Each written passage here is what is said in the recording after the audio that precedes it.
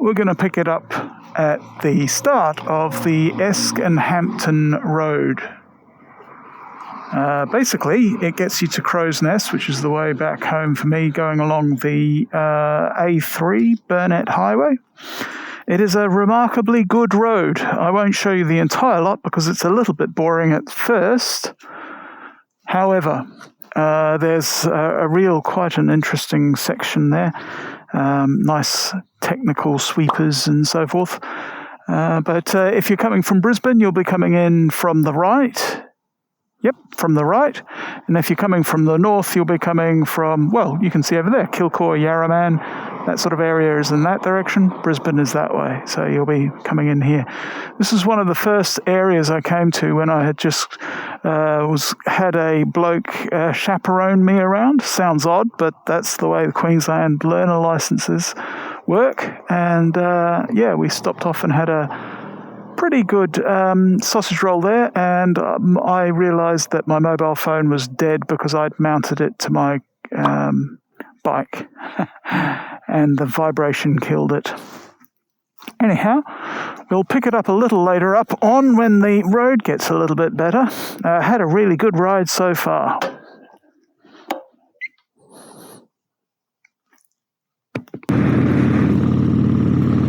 So why is this road so good? Well, you're about to see why. We're doing it at just a little bit over.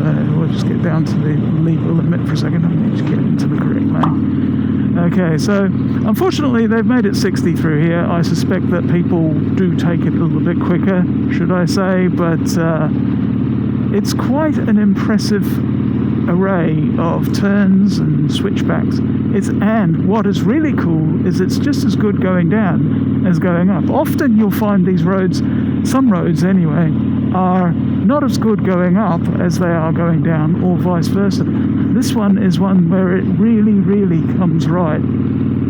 So this is the Esk and Hampton Road, and it leads to some even faster switchbacks further on after we get around these 60 zone that we've got here at the moment. But you can see the sort of traffic that is on this road. Big caravans that take up far more of the road than they require, and very large trucks too actually will sometimes take this road. However, if you can pick a good time, and I've picked a good time, I've sort of waited until a whole gaggle of cars had just gone through, and then waited a little while, put all camera gear on, and came up here. So I've actually got the road basically to myself. And okay, 60 doing these sort of twisty bits, it's not difficult, but it is still very, very impressive.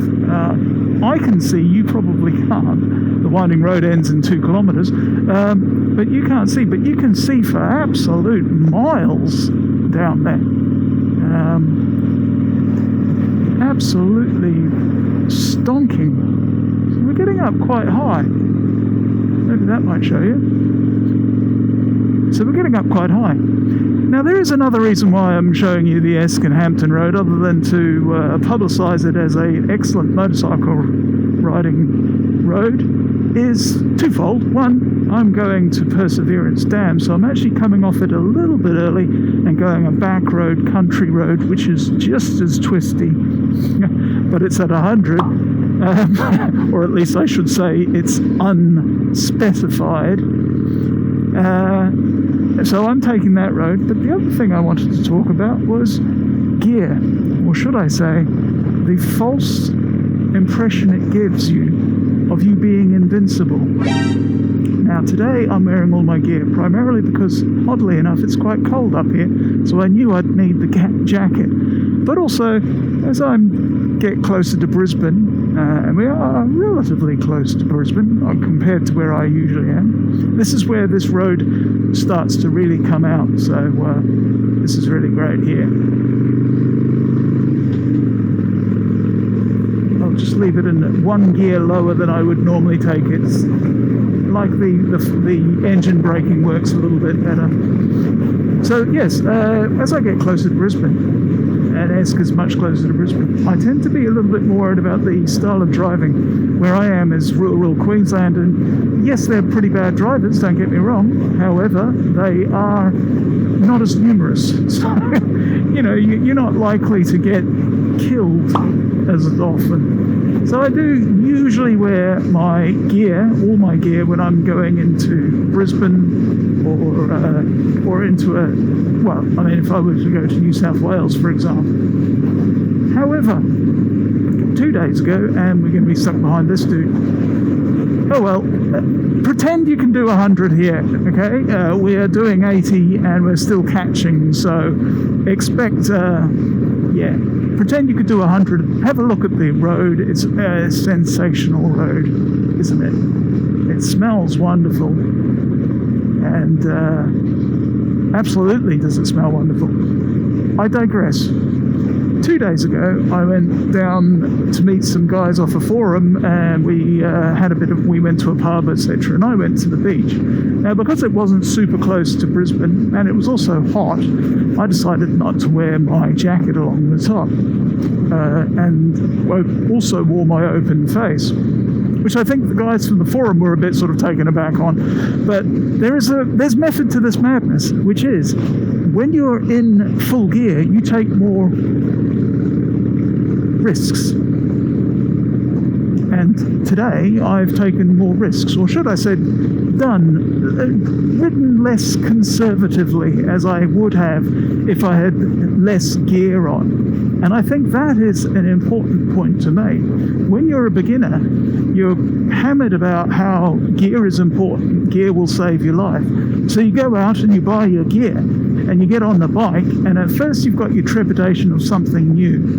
But after a while, you start to think, well, hey, I'm invincible. I can do this, no problem. And I just wonder whether or not there's a bit too much made on how gear can save your life.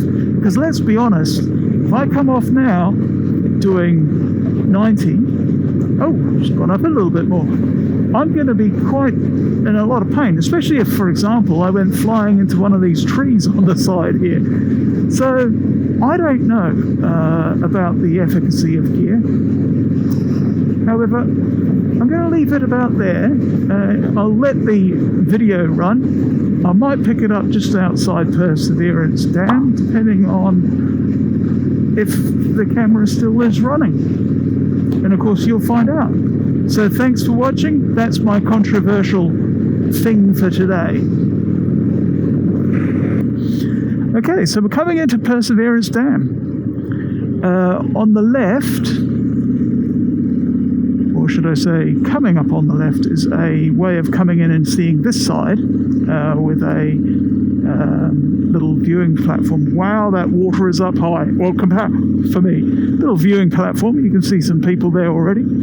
But I like the other one where, there's already people there, but never mind. But this is Lake Perseverance.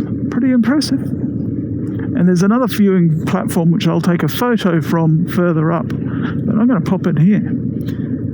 Get underneath my tree. Oh, the tree's free. Sweet baby Jesus. And have they? They haven't. I'm just going to go in here. Pop myself up through that and park right here on the concrete pad. Get this off as soon as possible because I don't want to ruin other people's days. Thank you. Wow. So that is well high. They've even got boats here. Now, normally when I come down here, you can see the bottom. That actually, there was a bit of a trek to get up there. So that's very high indeed, for me anyway. That's the spillway, and that looks like it's actually spilling. I think that's called a spillway.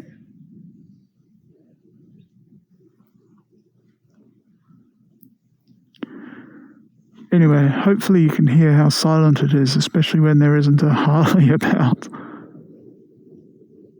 I'll take a quick trip up that way just to see if there's anything interesting to see.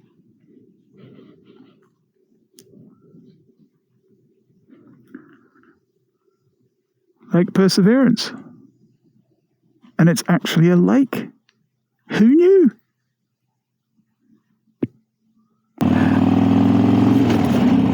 So, yeah, this climbs up that side over there. You can see how much has been dammed off from the normal river, which would normally be down there. Sometimes humans are pretty impressive. Only sometimes. There's a track around there, I swear. Anyway. Now there's a little turn off up here. I think I've got everything I want from here from a photo point of view. Photo opportunity. Yeah. It's Perseverance Lake, you know. It is what it is. So this will spit us out about halfway between Crow's Nest and Hampton. I think I've said that already before. And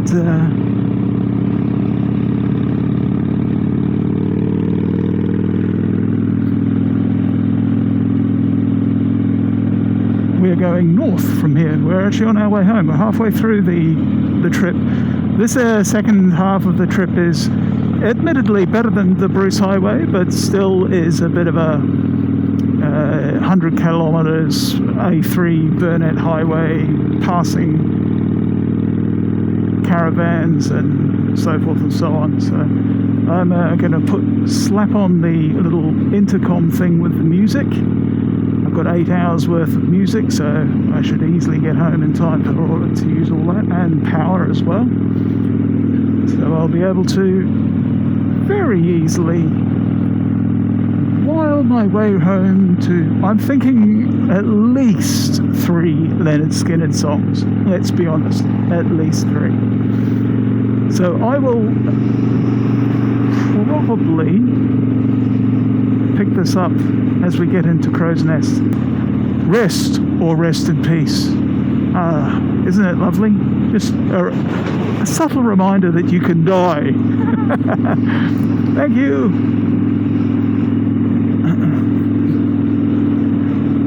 So here we are. We're coming into the Crow's Nest now. The actual section, the actual main strip, if you like. I don't know if it's the main strip, but certainly is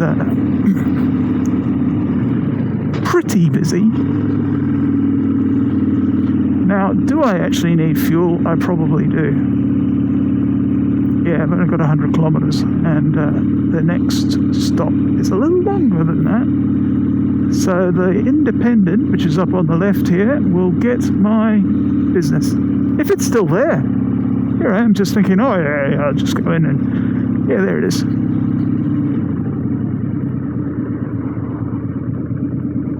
It is open, right? Maybe it's not.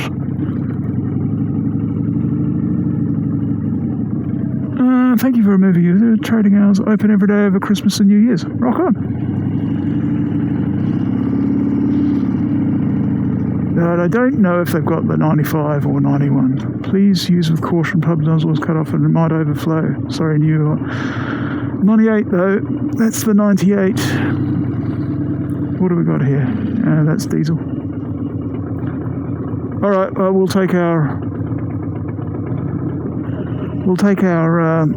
chances.